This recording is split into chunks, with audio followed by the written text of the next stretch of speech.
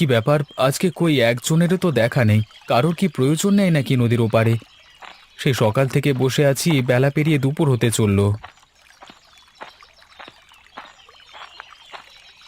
রফিকুল, নদীটা একটু পার করে দিবি? হুম, কেন দেবো না, নিশ্চয়ই দেবো। কিন্তু আজকে আমাকে টাকা দিতে হবে। একজনও আসেনি আজকে। আচ্ছা, সে না হয় তোকে টাকা আমি দিচ্ছি, তুই আমাকে নিয়ে চল। আপনি তাহলে জলদি করে নৌকায় উঠুন, আমি নৌকা চালাতে শুরু করি। হ্যাঁ চল, এবার আমি একদম প্রস্তুত। আজ কি প্রথম যাত্রী আমি। হ্যাঁ, আজকে এই প্রথম যাত্রী তুই। মনে হয় আজকে কারোর ওপারে দরকার নেই, কিন্তু তোর কাজের খবর কি? আর বলিস না, আমার ধান্দা অনেক দিন থেকেই মন্দা চলছে রে, ঠিকঠাক কাজ নেই। কিন্তু তোর তো ভালোই, গ্রামের একা মাঝি, ভালোই রোজগার করিস। হ্যাঁ, জি, তা একটু রোজগার হয় বটে। তোমার ধান্দা যখন এতই মন্দা চলছে, তাহলে তুমি একটা নৌকা কিনে আমার সাথে নদীতে নেমে পড়ো। তুই কি বলিস আমি মাঝি হয়ে যাই? কেন, মাঝি হওয়া কি খারাপ নাকি? এটা আমার বেশ ভালোই রোজগার হয়। আরে না না, আমি সেটা বলতে চাইছি না। তোমাকে আর কিছু বলতে হবে না, তোমার গন্তব্যে চলে এসেছি, নেমে পড়ো।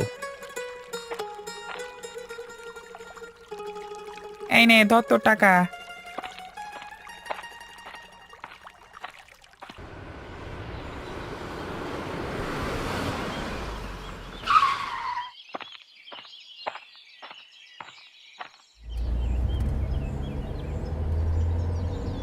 বহুদিন পর ছুটি পেয়ে গ্রামের মাটিতে পা দিলাম।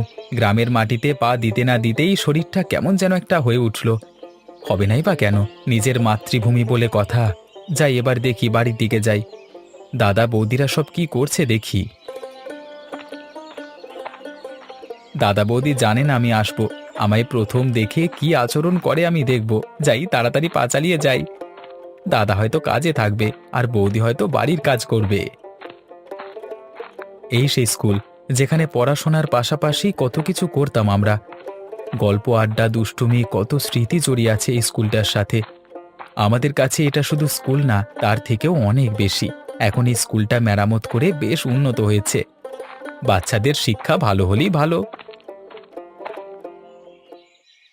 দূর দূর, এইভাবে কি রোজগার হবে নাকি আজকে? একটাও যাত্রী নেই। সারাদিন ওপারে বসেছিলাম, শুধুমাত্র একটি যাত্রী এলো। আবার কিছুক্ষণ এখানেও বসে আছি, কোনো যাত্রী নেই। আজকের মনে হয় হবে না। দুপুর হলো, যাই, বাড়ি ফিরে যাই। ও মাঝি ভাই, একটু দাঁড়াও, একটু দাঁড়াও, এই নৌকা ছেড়ো না, আমি যাবো ওপারে। যাগে, বাড়ি ফেরবার পথে একটা যাত্রী অন্তত পেয়েছি। নিন, তাড়াতাড়ি উঠে বসে পড়ুন নৌকায়। আরে রফিকুল যে, তা তুই তো এই পারে নদীতে কখনো থাকিস না, আজকে হঠাৎ এপারে কেন? আরে না না চাচা, দেখো না, এই একটু আগেই নরেন নামক একজনকে নামাতে এসেছিলাম। তাই ভাবলাম একটুখানি এখানে দাঁড়িয়ে যাই, যদি কোনো যাত্রী পেয়ে যাই। ও আচ্ছা, আমি ভাবলাম এটা অন্য মাছি। ইমরান চাচা, তুমি কোথায় গিয়েছিলে এদিকে? আমি তো এই আমার চায়ের দোকানের জন্য কিছু সামগ্রী কিনতে গেছিলাম, যেমন চা, কফি, চায়ের ভাঁড়, এসব আর কি। ইমরান চাচা, সত্যি কথা বলতে তোমার হাতের চাটা না হলে একদিনও চলে না। এত সুন্দর চা বানাও। আরে বয়সটা কি কম হলো? বয়সের সাথে সাথে অভিজ্ঞতাও তো বাড়ে, পরিমাণে আর ভুল চুক হয় না। পানিতে কতটা পরিমাণ চায়ের পাতা দিতে হবে সব এখন ঠিকঠাক হয়ে যায়, তাই তো এত ভালো। বুঝতে পারলাম। চলে এসেছি, নেমে পড়ো, আমিও বাড়ি যাই।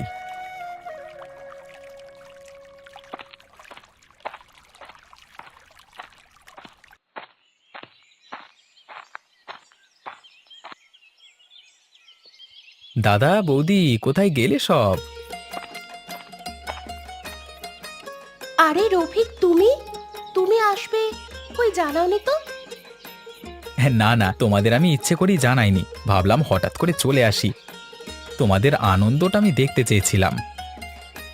আচ্ছা আচ্ছা, সেসব ঠিক আছে। অনেকটা দূর থেকে এসেছো তো, অনেক ধকল গেছে। চলো ভিতরে চলো।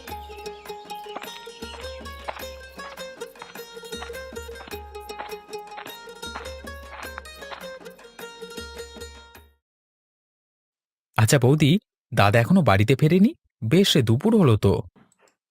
তোমার দাদার বাড়ি ফেরার সময় হয়েই এসেছে, এক্ষুনি চলে আসবে দেখো। বৌদি, এতে কিছু জামা কাপড় আছে তোমার আর দাদার জন্য, আমি শহর থেকে কিনে এনেছি। রফিক, তুমি আবার এসব করতে গেছো কেন বলো তো? এর আগের বারে যখন এসেছিলে তখনও কত মিষ্টি নিয়ে এসেছিলে, এবারে আবার জামা কাপড়? আরে বৌদি, আগের বার মিষ্টি এনেছিলাম দাদা খেতে ভালোবাসে বলে, আর শহরে জামা কাপড়ের কম দাম, তাই ভালো দেখেই নিয়ে এলাম কিছু। আচ্ছা ঠিক আছে, তুমি বসো, আমি তোমায় খেতে দিচ্ছি। আরে না না দাদা, আসুক না, একসাথেই খাবো। তুমি বরং একটু বসো কেমন, সকাল থেকে তো কাজ করিয়ে চলেছো। বাড়ির বউ বসে থাকলে চলে না গো।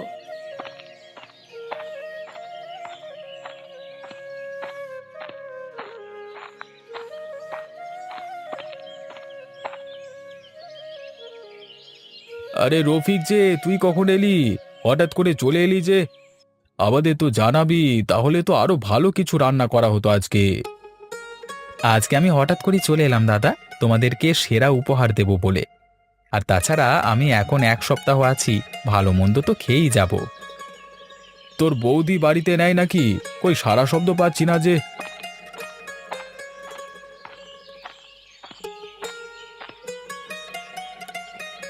আরে এই তো আমি, এই একটু আগেই রফিক এলো, ওর সাথে কথা বলি রান্নাঘরে গেলাম। রফিক, তোর খাওয়া হয়ে গেছে তো, তা যা ঘুমিয়ে পড়। অনেক দূর থেকে এসেছি, সে শরীরও ক্লান্ত হবে। আরে দাদা, আমার এখনো খাওয়াই হয়নি। তুমি ওকে এখনো খেতে দাওনি কেন? আরে দাদা, বৌদিকে শুধু শুধু বকিস না, আমি বৌদিকে বললাম দাদা এলে একসাথেই খাবো। শুধু শুধু আমার ওপর রাগ দেখাবে। তোমরা খেতে বসো, আমি খাবার নিয়ে আসছি। আজকে কি রান্না করেছো বৌদি? আজকে ভাত আর মাছের তরকারি রান্না করেছি। তুমি আসবে জানলে তো একটু মাংসও করতাম। সে ঠিক আছে বৌদি, অন্য একদিন খাবো এখন।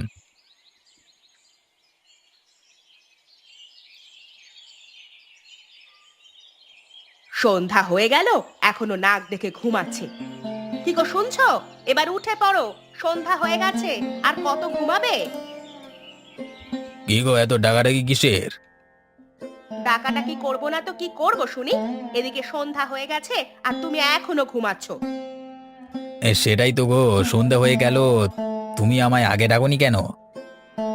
তুমি আর বলনি এসব কথা, সেই কখন থেকে ডেকেই চলেছি, ওঠার কোনো নাম গন্ধই নেই। ওই ঘুমিয়ে গেছিলাম আর কি, মানে অনেক সকাল সকাল তো উঠতে হয়। হ্যাঁ, হাসি আর ধরে না। যাও যাও, এবার ওঠো, বিছানা গুছোতে হবে যে। এই খাট থেকে নেমে পড়লাম, এবার তুমি বিছানা গুছিয়ে নাও। এখনো দাঁড়িয়ে আছো যে? আরে যাও, গিয়ে হাত মুখটা ধুয়ে নাও। এক্ষুনি যাচ্ছি। তোমায় নিয়ে আর পারি না, মাঝে মাঝে কি যে করো না। আচ্ছা গিন্নি, তুমি তোমার কাজ করো, আমি চললাম ইমরান চাচার দোকানে চা খেতে। হ্যাঁ, এবার চললেন চা খেতে, তাড়াতাড়ি বাড়ি ফিরবে। হ্যাঁ গো গিন্নি, তাড়াতাড়ি বাড়ি চলে আসবো।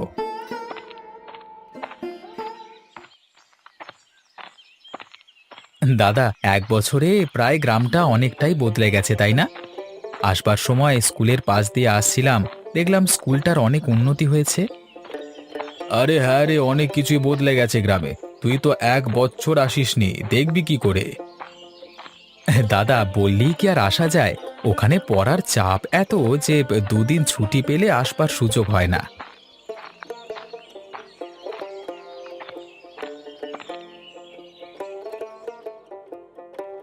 আরে রফিক, তুইও কবে এলি রে? কিরে রফিকুল, আমায় বলিসনি তোর ভাই এসেছে? আমি তো আজকে দুপুরই এসেছি, আর আমি আসবো কেউ জানে না, হঠাৎ করে চলে এসেছি। দাদা তোমায় বলবেই বা কি করে? ও আচ্ছা, তা কেমন আছিস বল? পড়াশোনা কেমন চলছে? হ্যাঁ নরেন দাদা, আমি ভালোই আছি, আর পড়াশোনা ভালোই চলছে। আর 2 মাস হলেই আমার পড়া শেষ হয়ে যাবে। হ্যাঁ নরেন দা, তুমি বিয়ে করছো কবে? এখন আইবুড়ো থাকলে হবে? তুই একটা কাজের কথা বলেছিস, আমাদের সব বন্ধুর বিয়ে হয়ে গেছে, শুধু এই নরেনই বাকি। আমায় আর কে বিয়ে করবে বল দেখি? কাজও ঠিক মতো চলে না, 2 পয়সা রোজগার করি ওই। আমি একা থাকি তাই চলে না। যাকে নিয়ে আসবো তাকে খাওয়াবো কি? একজনের চলে যাচ্ছে তো, আর একজন এলেও ঠিক হয়ে যাবে। তোরা বস রে, আমি এখন আসি কেমন?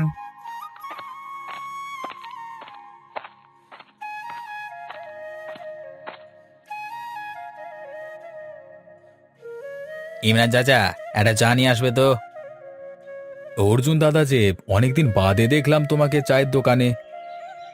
আরে টাকা পয়সা সেরকম হাতে নেই, তাই আর আসা হয়নি আর কি। রফিক, কবে এলি? আজকে দুপুরই এসেছি, কিছুদিনের ছুটি আছে তাই চলে এলাম। সে তুই ভালোই করেছিস। রফিকুল, তোর সাথে একটু কথা আছে, শোন না একটু এদিকে।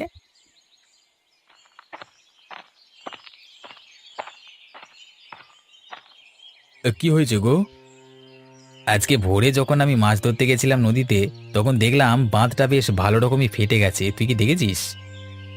না না, আমি তো কিছু লক্ষ্য করিনি, কিন্তু ব্যাপারটা বেশ বিপজ্জনক। কালকে সকালে মোড়ল মশাইয়ের কাছে যাব এই নিয়ে কথা বলতে। ওই জন্যই তোকে আলাদা করে বললাম, গ্রামের মানুষ জানলে আতঙ্ক বেড়ে যাবে। হ্যাঁ অর্জুন দা, ঠিকই বলেছ তুমি। তাহলে একবার মোড়ল মশাইয়ের সাথে গিয়ে কথা বলতে হবে। হ্যাঁ, এই কথাটা বলবার জন্যই তোর কাছে এসেছি, না হলে আজকেও আমি চায়ের দোকানে আসতাম না। ঠিক আছে, আমি এখন আসি, কেমন? ঠিক আছে, যাও, কালকে সকালে মোড়ল মশাইয়ের বাড়িতে দেখা হচ্ছে।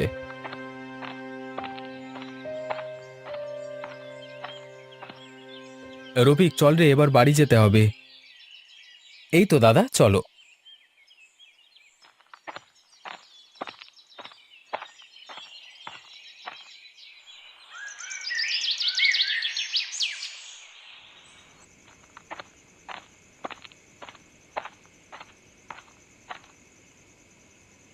গিন্নি, আমি এসে গেছি। হ্যাঁ, আপনি এসে তো আমায় উদ্ধার করেছেন। কি ব্যাপার বলো তো গিন্নি, তুমি এইভাবে কথা বলছো কেন আমার সাথে? কি হয়েছে তোমার? আমার কিছুই হয়নি, যাও তুমি নিজে নিয়ে খেয়ে নাও। আরে বাবা, বলো না কি হয়েছে, আমি সমস্যাটা সমাধান করবার চেষ্টা করব। আচ্ছা, তোমার তো পকেটে টাকা নেই, তুমি কি করতে আজকে চা খেতে গিয়েছিলে দোকানে? ও আচ্ছা, এই জন্য তুমি রেগে আছো গিন্নি? তাহলে শোনো আমার কথাটা। কি বলবে বলে ফেলো এবার। আজকে সকালে যখন মাছ ধরতে গেছিলাম তখন দেখলাম নদীর বাঁধটা বেশ ভালো রকমই ফেটে গেছে। এটা কিছু না করলে বিপদ আরো বেড়ে যাবে। রবিকুল নদীতে নৌকা চালায়, ও দেখেছে কিনা সেসব কথা বলতে গেছিলাম। কথাটা পাঁচ কান করো না, আতঙ্ক বেড়ে যাবে। এ তো ভয়ঙ্কর খবর, তোমরা কি কিছু ভেবেছো এটা নিয়ে? কালকে আমি আর রফিকুল যাব মোড়ল মশাইয়ের বাড়িতে, গিয়ে একটা আলোচনা করব। আচ্ছা, রাত তো হলো, আজকে তাহলে ঘুমিয়ে পড়ো। গিন্নি, কথাটা যেন আর কেউ জানতে না পারে, আতঙ্কিত হয়ে যাবে গোটা গ্রামবাসী। না না, কেউ জানবে না।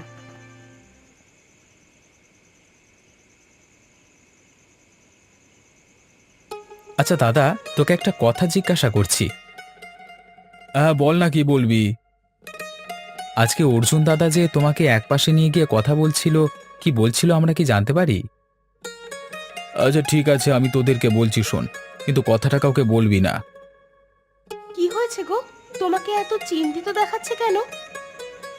আমাদের গ্রামের বাঁধে বেশ বড় একটা ফাটল দেখা গেছে, ওই অর্জুন দাদা বলছিল, তাই চিন্তিত আমরা গো। কথাটা কাউকে জানাইনি, কালকে মোড়ল মশাইকে জানাবো। সবাই জানলে অসুবিধে আছে, আতঙ্ক বেড়ে যাবে।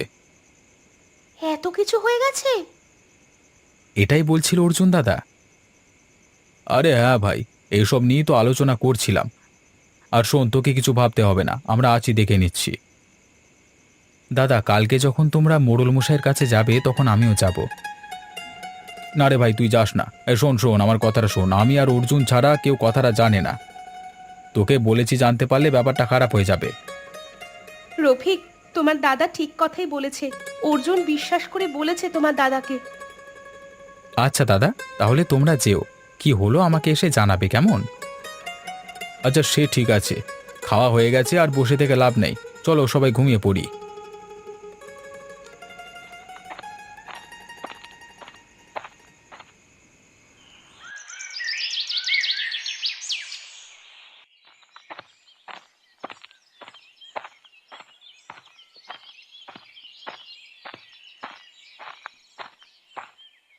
মোড়ল মশাই, আমরা কি আসতে পারি? এসো, কিন্তু কি ব্যাপার বলো তো, এত সকাল সকাল আমার বাড়িতে এসেছো?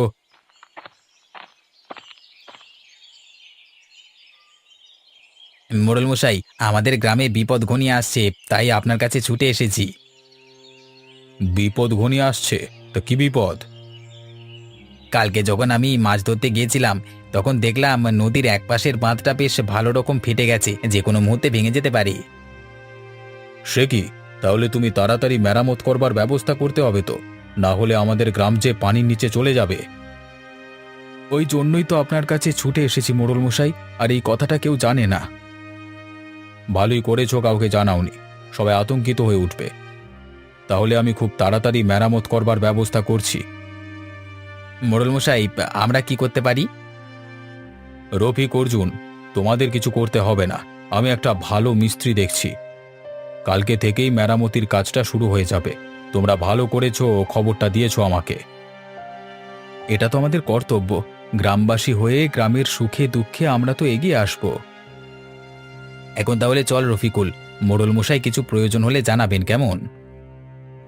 নিশ্চয়ই জানাবো, তোমরা এখন এসো।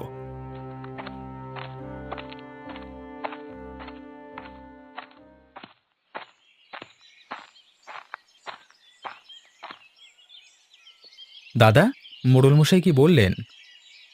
মোড়ল মশাইয়ের সাথে কথা হলো, উনি বললেন ভালো মিস্ত্রির ব্যবস্থা করবে, খুব শীঘ্রই নদীর বাঁধ সারানোর ব্যবস্থা হবে। দাদা, নদীর বাঁধ কতটা ফেটে গেছে? অর্জুন দাদা বলল অনেকটাই ফেটে গেছে, আমি নিজের চোখে দেখিনি। একবার গিয়ে দেখলে হতো না? দেখলে তো ভালোই হতো, কিন্তু এখন আর ভালো লাগছে না, বিকেলের দিকে যাব। আচ্ছা দাদা, তাই হবে।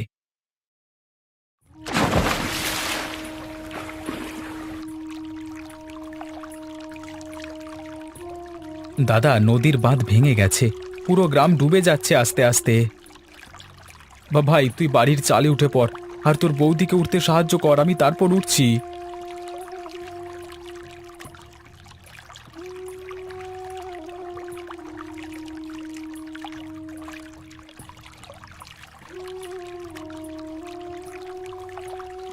দাদা, ওই দেখো, সামনে দিয়ে মনে হয় তোমার নৌকাটাই ভেসে যাচ্ছে, পারলে নৌকাটার দড়ি ধরো। এই যে নৌকাটা বেঁধে দিলাম, থামে। উফ, সব কিছু যে এত তাড়াতাড়ি হয়ে যাবে ভাবতেই পারিনি। এই মাত্র মোড়ল মশাইয়ের কাছে এটার জন্যই যাওয়া হয়েছিল, যেটার ভয় ছিল সেটাই হলো গো। আর তো কিছু করবার নেই, যা হবার হয়ে গেছে। এবার এই বিপদটা কিভাবে সামলানো হবে সেটা নিয়ে ভাবতে হবে। কি আর বিপদ কাটবে, যতদিন না পর্যন্ত জল কমছে ততদিন বাড়ির চালেই দিন কাটাতে হবে।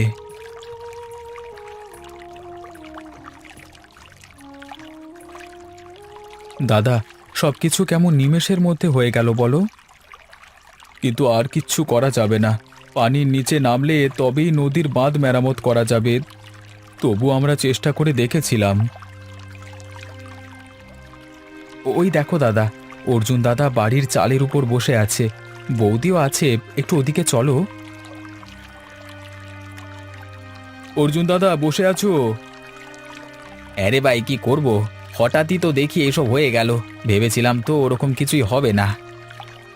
কি আর করা যাবে বলো, আমরা তো অনেক চেষ্টা করেছিলাম। তোরা নৌকা করে কোথায় বেরিয়েছিলিস?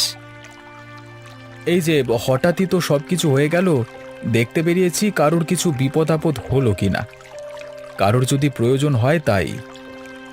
কি আর বলবো তোকে, এমনিতেই আমাদের সংসারের এই অবস্থা, তার মধ্যে আবার এইসব হয়ে গেল।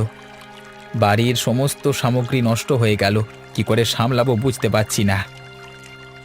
দাদা, কিছু তো আর করবার নেই, যতদিন না গ্রাম থেকে পানি কমছে ততদিন তো আর কিচ্ছু করতে পারবো না আমরাও, এইভাবেই দিন কাটাতে হবে। এখন তো বন্যা নয়, এ তো শুধু বাঁধ ভেঙেছে, একদিনের মধ্যে হয়তো জল নেমে যাবে। দেখা যাক কবে কি হয়।